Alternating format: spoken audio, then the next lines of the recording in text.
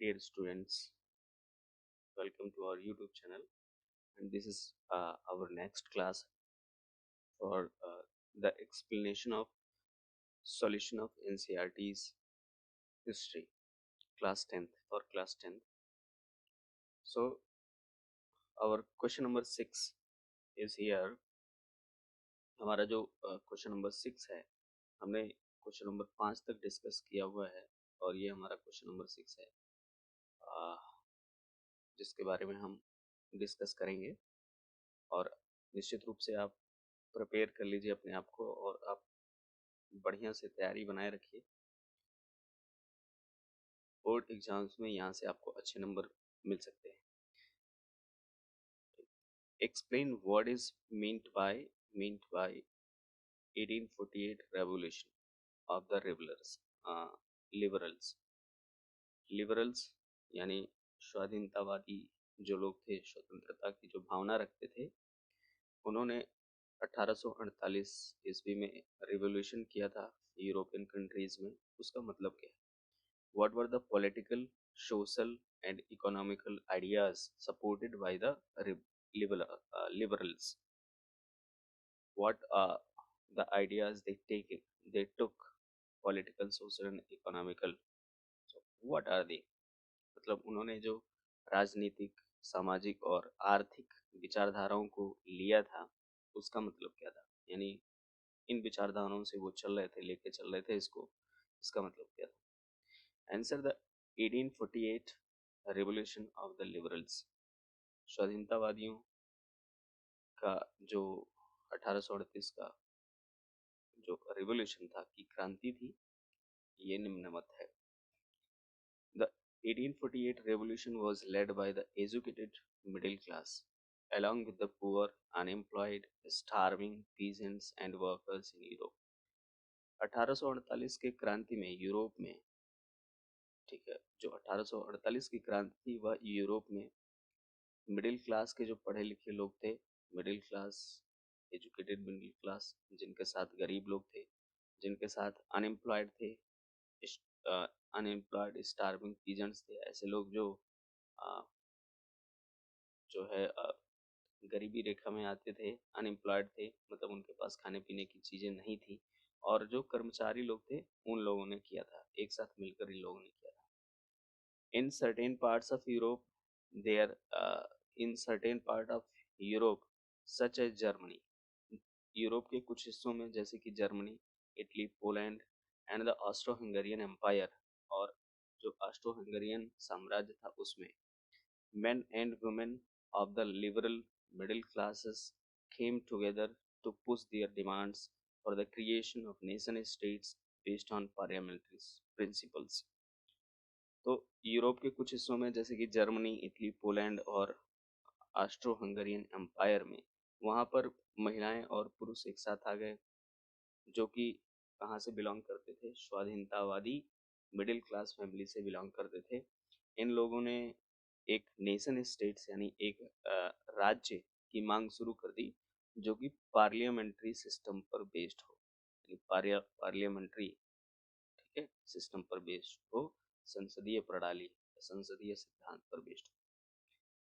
The political, the social and economic ideas supported by the liberals were, उन लोगों ने जो पॉलिटिकल, सोशल और इकोनॉमिक आइडियाज लिए थे वो निम्न थे।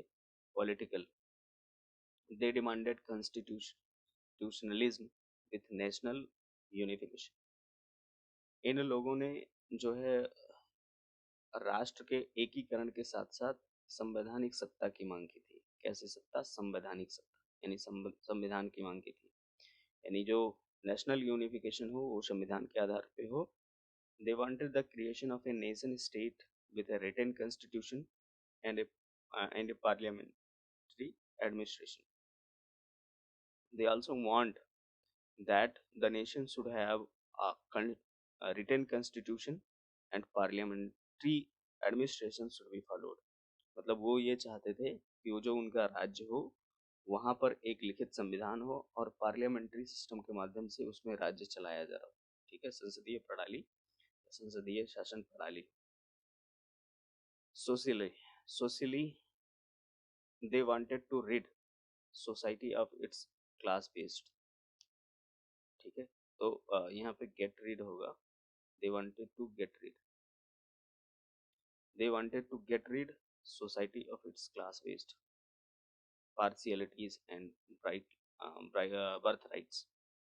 वह जो है ये चाहते थे कि जो उनकी सोसाइटी है, उनका समाज है, ठीक है, उसमें जो ये भेदभाव चल रहा है, पार्शियलिटी चल रही है, जो बर्थ राइट चल रहा है, जन्म से जो अधिकार चल रहा है, या जन्म से जो मान्य जो है किसी व्यक्ति को गरीब या अमीर माना जाएगा वो चल रहा है, और जो क्लास वेस्ट है यानी जाति आधारित जो असमानताएं हैं उससे उन्हें छुटकारा मिले। Serfdom and bonded labour had to be abolished। दासता यानी जो किसान लोग दासता थे, ठीक है, और जो बॉन्डेड लेबर थे यानी जो बंधुआ मजदूर थे, इस प्रथा को यानी दासता और बंधुआ मजदूरी प्रथा को वो लोग खत्म करना चाहते थे। Economically economically they wanted freedom of markets and the right to property. आर्थिक रूप से वह ये चाहते थे कि बाजार मुक्त अवस्था में हो, और वे अपने संपत्ति की भी जो है अपने संपत्ति का भी अधिकार चाहते थे। Abolition of state imposed restrictions on the movements of goods and capitals। और वो ये भी चाहते थे कि राज्य ऐसा बने जो उनके गुड्स और कैपिटल्स यानी जो उनके वस्तुओं को, ठीक है, या उनकी पूंजी को एक स्टेट से दूसरे स्टेट में ले जाने पर जो प्रतिबंध लगाया गया था उसको एबॉलिश किया जाए, उसको भी खत्म किया जाए।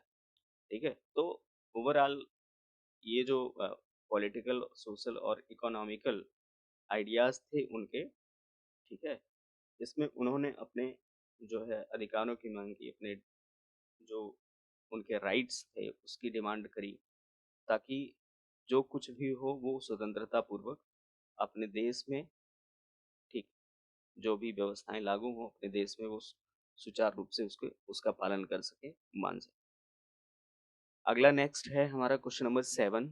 Choose the 3 examples to show the contribution of culture to the growth of nationalism in Europe. 3 ऐसे उदाहरण बताइए जिसमें सांस्कृतिक विकास के लिए या सांस्कृतिक विकास को लेकर कंट्रीब्यूशन, जो नेशनलिज्म के विकास मतलब नेशनलिज्म के ग्रोथ में लगा हुआ है, उसका कंट्रीब्यूशन क्या है, कल्चर का कंट्रीब्यूशन क्या है। ठीक है, 3 ऐसे उदाहरण दीजिए जो यूरोप में राष्ट्रवाद के विकास के लिए कल्चर का कंट्रीब्यूशन किया गया हो। Answer 1. Examples to show the contribution of culture to the growth of nationalism in Europe are। Examples हैं, ठीक है, जो यूरोप में राष्ट्रवाद की भावना के ग्रोथ में जिनमें कल्चर का कंट्रीब्यूशन रहा है, कल्चर का योगदान रहा है। Number 1, romanticism. Romanticism, a European culture movement that aimed at developing national unity was romanticism।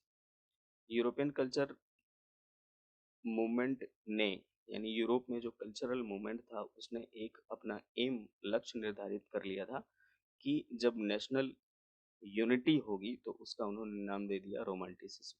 मतलब एक राष्ट्र के प्रति जो रोमांटिसिज्म की भावना थी उसको दिखाएंगे। It created a sense of shared heritage and a common history. It created a sense of shared heritage and a common history.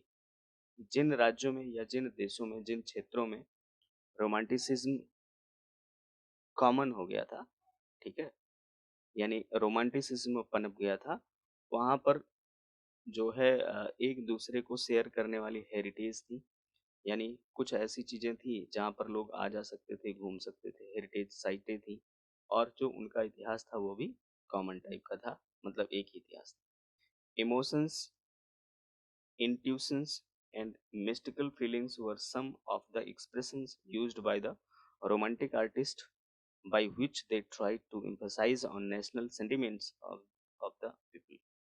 Emotions यानी भावनाएं, इंट्यूशंस जो उनकी प्रबल इच्छाएं होती थी, और मिस्टिकल फीलिंग्स और जो जो है मिस्टिकल, जो धार्मिक भावनाएं होती थी, वो ऐसी एक्सप्रेशंस थी जो रोमांटिक कलाकारों ने यूज की थी, by which they try to emphasize on national sentiments of the people। और इन सब के द्वारा जो वहाँ के लोग रहने वाले थे, उनके सेंटिमेंट्स को उन लोगों ने बढ़ावा दिया, एम्फेसाइज किया।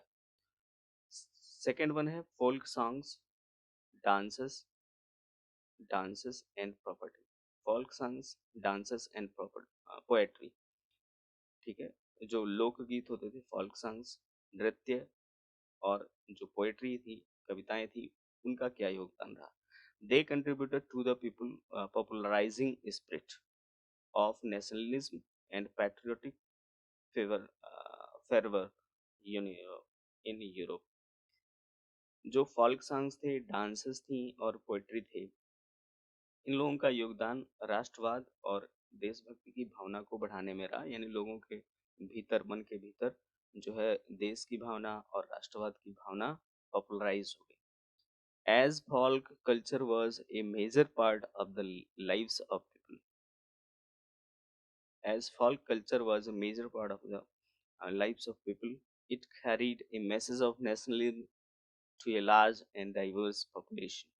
जैसे कि आप जानते हैं कि जो लोक संस्कृति होती है, वह किसी क्षेत्र के रहने वाले लोगों का सबसे महत्वपूर्ण जो है अंग होता है, यानी उनके जीवन से जुड़ा होता है। और इससे it carried A message of nationalism, और इससे लोगों के मन के भीतर राष्ट्रवाद की भावना बढ़ती है, ठीक है, और जिससे बहुत बड़ी संख्या में लोग एक साथ आ जाते हैं। ठीक। नेक्स्ट वन है the Polish composer, the Polish composer Karol Karol Kurpinski celebrated and popularized the Polish nationalist struggle through his operas and music by turning folk dances into nationalist symbols। जो पोलिस कंपोजर, यानी Poland का रहने वाला composer carol क्यूरपेंस्की था, उसने क्या किया, उसने जो है पोलिश नेशनलिस्ट स्ट्रगल को पॉपुलराइज करने के लिए उसने ओपेरा म्यूजिक, जो कि पोलैंड की जो है महत्वपूर्ण म्यूजिक है, ओपेरा म्यूजिक और अन्य म्यूजिक को एक साथ लिया और उसको फॉल्क डांस में कन्वर्ट कर दिया, ताकि उसे नेशनलिस्ट सिंबल्स के रूप में माना जाए। ठीक है, हाँ, नेशनलिस्ट सिंबल के रूप में मानने के लिए ओपेरा और म्यूजिक को उसने फॉल्क डांस में जो है परिवर्तित करने का काम किया। तो इस तरह से लोग, जहाँ पर पोलिश लोग रहते थे, यानी पोलैंड के निवासी जो पोलिश भाषा बोलते थे, वो उनका यूनिफिकेशन हो गया।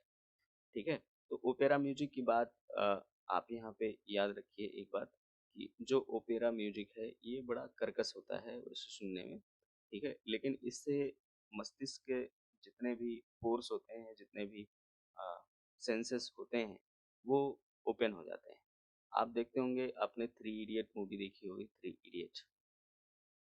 ठीक है, थ्री इडियट में जो है, जो डीन रहता है कॉलेज का, चतुर, सॉरी चतुर नहीं, वायरस, वायरस, जब वो दाढ़ी वगैरह बनाता है तो ओपेरा म्यूजिक वहाँ पे सुनता है। ठीक है। Next, language association. Language association यानी भाषा से संबंधित, यानी भाषा संगठन। Another important factor that played a significant role was language। जो दूसरा महत्वपूर्ण तथ्य था, जिसने बहुत महत्वपूर्ण रोल प्ले किया, वो क्या था? लैंग्वेज था, भाषा था। Example, during the Russian occupation the use of police came to be seen as a symbol of struggle against Russian dominance during the Russian occupation। और जो रूस था, रूस के अधिग्रहण करने के समय पोलिस या पोलैंड के लोगों ने पोलिस भाषा का प्रयोग रशियन डोमिनेंस यानी रशियन साम्राज्यवाद के खिलाफ किया। In this period the Russian language was imposed everywhere. इस समय जो है, यानी जब रसिया ने पोलैंड पर अधिकार किया हुआ था, तो रशियन लैंग्वेज हर जगह पर थोप दिया गया, लोगों को जबरदस्ती कहा गया कि वे रशियन लैंग्वेज ही बोलेंगे। Polish was even taken out of schools, यहाँ तक कि स्कूल में जो पॉलिश लैंग्वेज पढ़ाई जाती थी उसको भी जो है प्रतिबंधित कर दिया गया, ठीक है, out of school. After the 1831 revolt against the Russians, a large number of Polish clergy started using language as a weapon of national resistance. 1831 के बाद जो है एक बहुत बड़ी संख्या में जो विद्रोही थे जिन्होंने रसिया के खिलाफ विद्रोह किया था, वो एक साथ आए और जो है पोलिस क्लर्जी लोग थे। क्लर्जी का मतलब जो उपदेशक होते हैं, पादरी टाइप के होते हैं, धर्मोपदेशक होते हैं वे। तो वे लोग आए और उन लोगों ने पोलिस भाषा का प्रयोग रसिया के खिलाफ एक जो है हथियार के रूप में यूज किया, ठीक है, कि उनका जो राष्ट्र है, उनका जो देश है वो रेसिस्ट करता है। This was done by using the Polish language in church gathering and religious instructions and refused to preach Russian. इस लैंग्वेज का प्रयोग यानी जो है पोलिश लैंग्वेज का प्रयोग चर्च में जब लोग इकट्ठा होते थे तब किया जाता था, और उनको ज्यादातर धर्मोपदेश यानी रिलीजियस इंस्ट्रक्शंस, धार्मिक जो इंस्ट्रक्शंस होते थे उसको देने के लिए ये लैंग्वेज यूज की गई। और उन्होंने कहा कि रशियन जो लैंग्वेज है उसका बहिष्कार करो, और उन लोगों ने बहिष्कार कर दिया। Now and our another question is question number 8। Through a focus on any two countries, explain how nations developed over the 19th century. Through a focus on two countries, दो देशों पर फोकस करते हुए आपको ये बताना है कि किस तरह से किसी देश का निर्माण होता है, या 19th सेंचुरी में कैसे राष्ट्र का या राष्ट्रों का निर्माण होता है। आंसर वहाँ we would be taking Germany and Italy as our two examples. हम जर्मनी और इटली के बारे में बात करेंगे।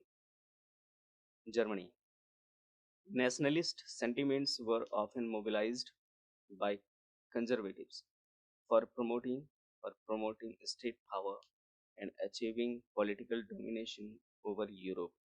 Nationalist sentiments were often mobilized by conservatives, रूढ़िवादी विचारधाराओं के लोगों द्वारा जो नेशनलिस्ट सेंटिमेंट्स थे, जो ऐसी भावनाएं थी जो राष्ट्रवाद से प्रेरित थी, उसको उन लोगों ने स्टेट पावर को प्रमोट करने के लिए, ठीक है, एक स्थान से दूसरे स्थान तक मोबिलाइज किया, ठीक, लेके गए।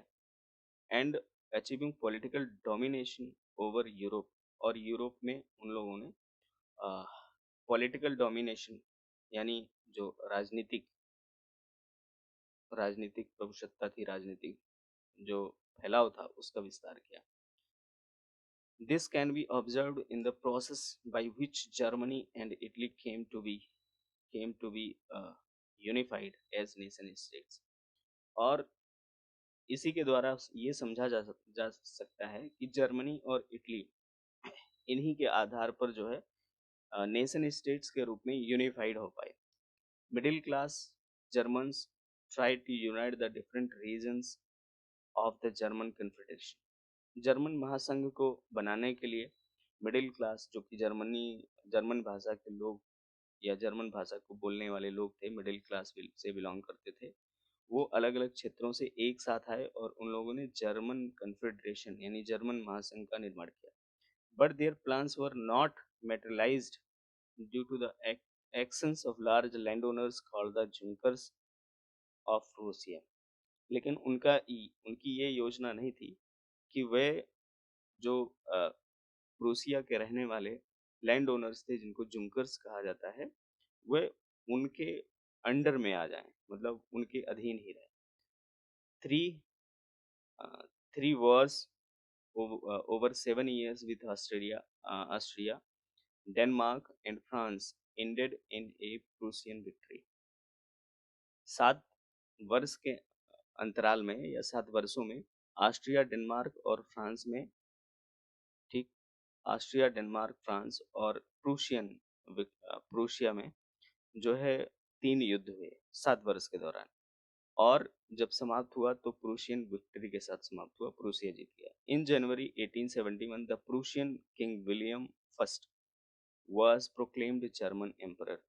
1871 ईस्वी में प्रूसियन राजा विलियम फर्स्ट को जर्मन एम्पायर का जो है सम्राट घोषित कर दिया गया, जर्मन देश का शासक बना दिया गया। Importance was given to importance was given to modernizing the currency, banking, legal and judicial system in Germany। और इसमें सबसे महत्वपूर्ण बात ये रही कि जो है करेंसी का मॉडर्नाइजेशन हुआ, यानी आधुनिकता के हिसाब से उस समय के नएपन के हिसाब से करेंसी का यूज हुआ, बैंकिंग प्रणाली लागू की गई, लीगल और जुडिशियल सिस्टम जर्मनी में लागू किया गया। ठीक। Italy, second number Italy. During the 1830s Mazzini shot to unify Italy. 1830 ईस्वी के आसपास मैजनी ने इटली को यूनिफाई करने का लक्ष्य अपना लिया। He had forced a secret society called Young Italy। उन्होंने एक he had formed a secret society called Young Italy। Mazzini ने जो है एक सीक्रेट सोसाइटी बनाई जिसका नाम था Young Italy, and it had failed, but ये जो है सफल नहीं हो पाई। The responsibility fell on Sardinia Piedmont under its ruler King Victor Emmanuel second to unify Italian states through war. और इसका जो दायित्व गया वो किस पर गया? सार्डिनिया पीडमोंट के ruler King Victor Emmanuel second पे, जिन्होंने इटालियन स्टेट्स को यूनिफाई किया, लेकिन वो युद्ध के माध्यम से किया। ठीक है, through war. Austrian forces were defeated in 1859। Austrian forces जो थी, यानी ऑस्ट्रिया की जो सेनाएं थी, उनको जो है 1859 ईस्वी में डिफीट किया गया।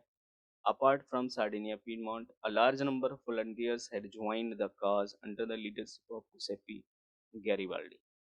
Apart from Sardinia Piedmont, जो सार्डिनिया पीडमोंट में सेनाएं थी, वॉलंटियर्स थे।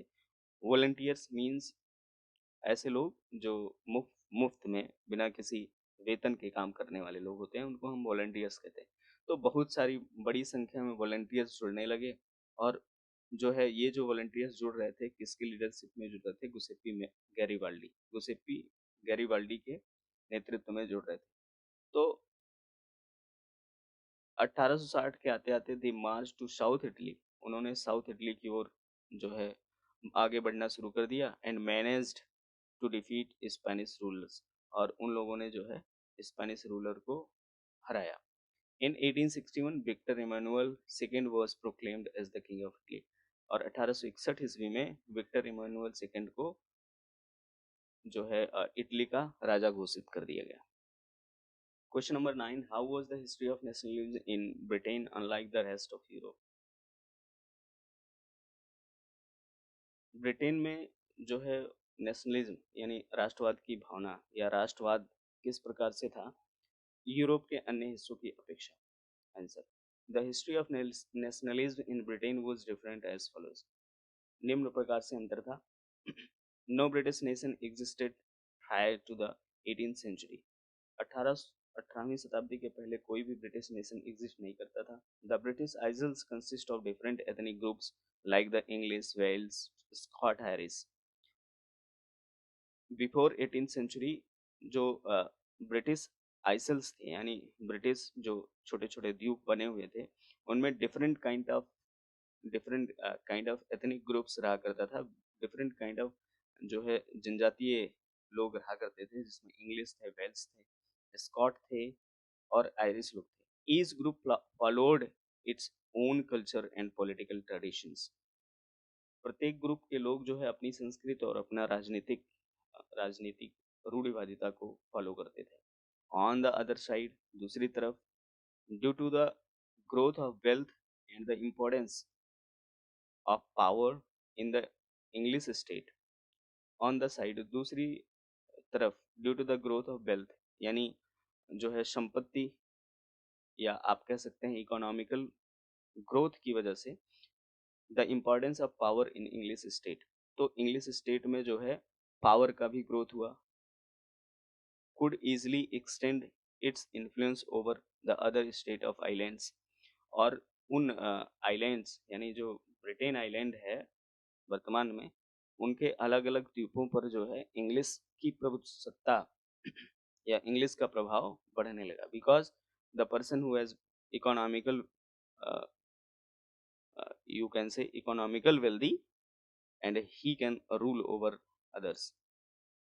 National symbols like the English language, जो राष्ट्रीय प्रतीक थे जैसे कि इंग्लिश लैंग्वेज हुई, ब्रिटिश फ्लैग जिसको यूनियन जैक बोला जाता है, and national anthem were promoted to identify the nationality of the nation. तो नेशनल सिंबल्स यानी जो राष्ट्र के प्रतीक थे ब्रिटेन के, उनमें कौन कौन से थे? अंग्रेजी भाषा यानी इंग्लिश लैंग्वेज, ब्रिटिश फ्लैग और नेशनल एंथम, इन सबको प्रमोट किया गया और प्रमोट करके क्या बनाया गया? नेशनलिटी ऑफ द नेशन, और प्रतीक बना दिया गया कि ये जो है राष्ट्र के या देश के नेशनलिटी है। ठीक है। नो रेवोल्यूशन, वहां पे कोई क्रांति नहीं हुई। While in France nationalism was developed through revolutions. France में जैसा कि हम लोग जानते हैं कि जो नेशनलिज्म, राष्ट्रवाद की भावना का विकास हुआ, वो किसके द्वारा हुआ? क्रांति के द्वारा। In Britain it was the result of long long drown out process. लेकिन ब्रिटेन में जो है, जो राष्ट्रवाद की भावना पनपी, यह काफी लंबे समय से चल रही प्रक्रिया का जो है हिस्सा था, प्रोसेस का हिस्सा था। ठीक है। तो इसी वजह से वहां पे कोई रेवोल्यूशन नहीं हुआ। Next, English parliament. English Parliament, while other European countries like Germany, Italy, Netherlands, Sweden, etc., had to ways was either to gain independence or to unify their countries, Britain accomplished this objective through parliamentary acts. जहाँ जो है Europe के दूसरे देश जैसे कि Germany, Italy, Netherlands, Sweden, ये सब अपने इंडिपेंडेंस को पाने के लिए, अपने देश के यूनिफिकेशन के लिए, ठीक है, युद्ध में उलझे हुए थे। वहीं पर ब्रिटेन ने इस इंग्लिश पार्लियामेंट को या अपनी स्वतंत्रता को कैसे पा लिया? तो पार्लियामेंट्री एक्ट, संसदीय विधानों से या संसदीय कानूनों के माध्यम से ब्रिटेन ने जो है इस प्रकार की स्वतंत्रता को, इस प्रकार से यूनिफिकेशन को इस प्रकार के उसको प्राप्त कर लिया। The British parliament played a major role in restraining the power of the monarchy in 1688। British parliament ने जो है राज 1688 ईस्वी में राजा के पावर को रिस्ट्रेन करने में यानी कम करने में बहुत मेजर रोल अदा किया, बहुत महत्वपूर्ण रोल निभाया। थ्रू वेरियस ब्लडलेस रिवोल्यूशन, मतलब वहां पे रिवोल्यूशंस हुआ लेकिन वो ब्लडलेस रेवोल्यूशन कहलाता है। रक्तपात नहीं हुआ, बिल्कुल रक्तपात नहीं हुआ, मतलब रक्तपात नहीं हुआ। England and Scotland formed an act of union in 1707। 1707 ईस्वी में इंग्लैंड और स्कॉटलैंड ने एक कानून पास किया जिसको कहा जाता है act of union, which laid the crux of the United Kingdom of Great Britain, जिसको यूनाइटेड किंगडम, ग्रेट ब्रिटेन के यूनाइटेड किंगडम का क्या कहा जाता है? क्रुक्स कहा जाता है। 1 मिनट।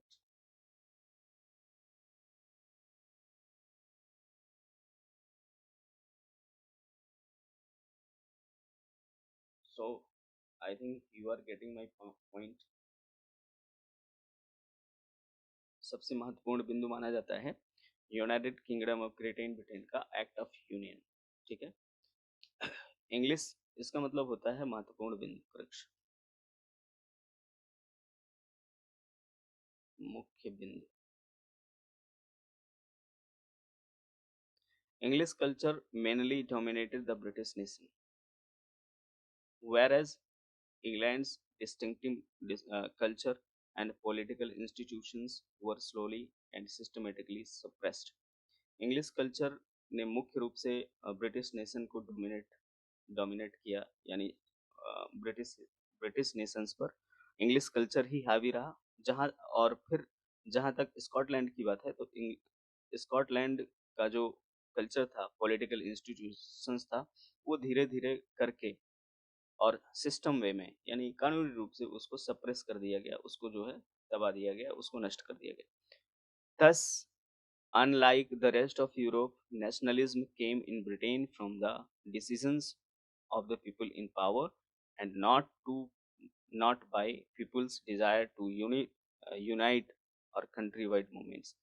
इस प्रकार से जो दूसरे यूरोप के देश थे जिनमें नेशनलिज्म की भावना आई, वो ब्रिटेन के डिसीजन से और ब्रिटेन में जो कुछ भी राष्ट्रवाद की भावना चली वो काफी काफी ब्लडलेस रेवोल्यूशंस का हिस्सा रहा, जो काफी समय से चलता आ रहा। और उन लोगों ने ऐसे डिसीजन बनाए जहां पर लोगों को किसी भी प्रकार के वॉर का सामना नहीं करना पड़ा। ठीक है। और जो यूनिफिकेशन ऑफ इंग्लैंड हो पाया वो आज के समय में आप देख सकते हैं। ठीक। तो ये हमारे आज के क्वेश्चंस थे। Now we have three more questions we will discuss in our next lecture. So please concentrate on your study and try to understand what I am saying in this lecture. Okay. So uh, this is all about this lecture and Jai Hind, Jai Bharat. Thank you.